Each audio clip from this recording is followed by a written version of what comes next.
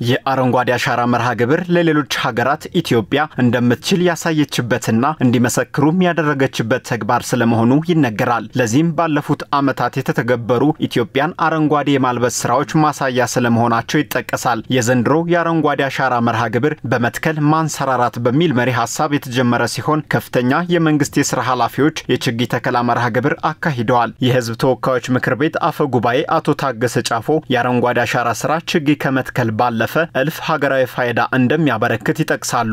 አረንጓዴ አሻራ ስራው እንደው ችግኝ መትከል ብቻ አይደለም። ትልቅ ፋይዳ ያለው ከሀገራዊ የኢኮኖሚ ልማት አኳያም ትልቅ አስተዋጽኦ ያለው ነው። ምክንያቱም የአየር ንብረትን ስናስተካክል ምርታማነትን ያሳድጋል፣ የውሃ መጠን ይጨምራል፣ የዝናብ መጠኑን ይጨምራል። በዚህ ምክንያት ባለፉት ዓመታት እንኳን በቡናችን ላይ የመጣው ለውጥ እንኳን በመናይበት ጊዜ ቡናን ደግሞ ኤክስፖርት አድርገን ያገኘነው ውጭ ምንዛሪም በመናይበት ጊዜ ትልቅ ውጤት ያመጣ ይገኛል። የአየር ንብረቱን ጭምር በመቆጣጠር የአፈር ክለትን በመቆጣጠር የአረንጓዴ አሻራ መርሃ ግብር የአንድ የፖለቲካ ፓርቲና ተቋም ተግባር ሳይሆን የሀገርና የትውልድ ጉዳይ ነው ያሉት አቶ ታገሰ ጫፎ ይህንን ተግባር ባህል በማድረግ ለቀጣዩ ትውልድም ማስተላለፍ ይገባል ሲሉ ያሳስባሉ። አሁን የአረንጓዴ አሻራ ስራ የሀገር ጉዳይ ነው። ይሄ ለአንድ ፖለቲካ ፓርቲ ይሁን ለአንድ ወገን ይሁን እንደዚህ ለመንግስት ይሁን ለተቃዋሚ ይሁን እንደዚህ የሚተውም ነገር አይደለም፣ የትውልድ ጉዳይ ነው። ስለዚህ ከኛ የሚቀጥሉ ትውልድም ታዳጊዎችንም ይሄን በማስተማር ይሄን በማሳየት የሀገራችን የደን ሽፋን ከፍ እንድል ማድረግ አለብን።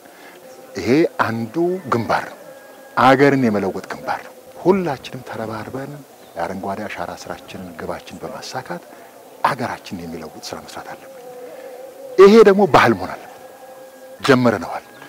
አብረን እንጨርስ፣ አብረን እንጓዝ። የናይጄሪያ ምክትል ፕሬዝዳንት ካሺም ሺቲማ በበኩላቸው የአረንጓዴ አሻራ መርሃ ግብር የአፍሪካን ስነ ምህዳር ከኢኮኖሚ ጋር አስተሳስሮ የተገበረ ስለመሆኑ አንስተዋል። There is an incestuous relationship between economy and ecology in Africa.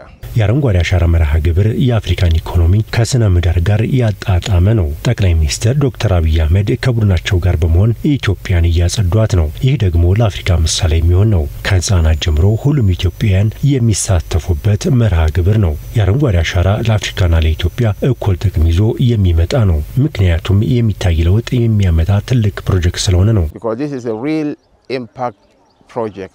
የአረንጓዴ አሻራ መርሃ ግብር የአየር ንብረት ለውጥን የምንከላከልበት በመሆኑ ናይጄሪያን ጨምሮ ሌሎች አፍሪካ ሀገራት የኢትዮጵያን ልምድ ልንወስድ ይገባል ባይ ናቸው ካሺም ሺቲማ።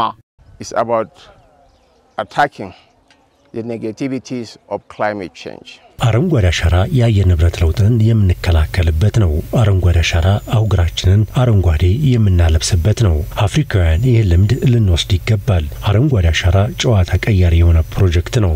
It's a game changer. በዘንድሮ የአረንጓዴ አሻራ መርሃ ግብር የተቀመጠው የመጀመሪያው እቅድ የሚጠናቀቅ ሲሆን የታቀደው 50 ቢሊዮን ችግኝ የሚሟላ ይሆናል ተብሎ ይጠበቃል።